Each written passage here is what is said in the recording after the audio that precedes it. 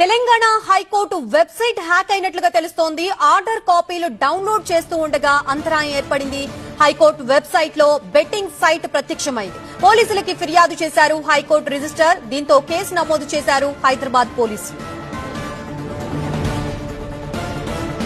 ప్రస్తుతం ఇదే అంశానికి సంబంధించి మనకి పూర్తి అప్డేట్స్ ఇవ్వడానికి మా ప్రతినిధి ప్రణీత సిద్ధంగా ఉన్నారు. ప్రణీత, అసలు హైకోర్టు వెబ్సైట్ హ్యాక్ అవడం ఏంటి, పోలీసులు ఏం చెప్తున్నారు, పూర్తి డీటెయిల్స్ ఏంటి?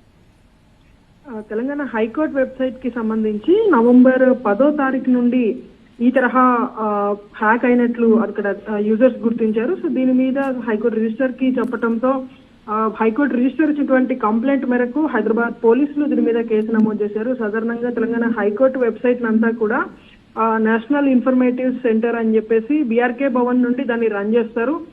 కానీ ఆ వెబ్సైట్ లో ఉన్నటువంటి ఆర్డర్ కాపీస్ కానీ, cause list, PDF files download చేసినటువంటి క్రమంలో ఒక ఆన్లైన్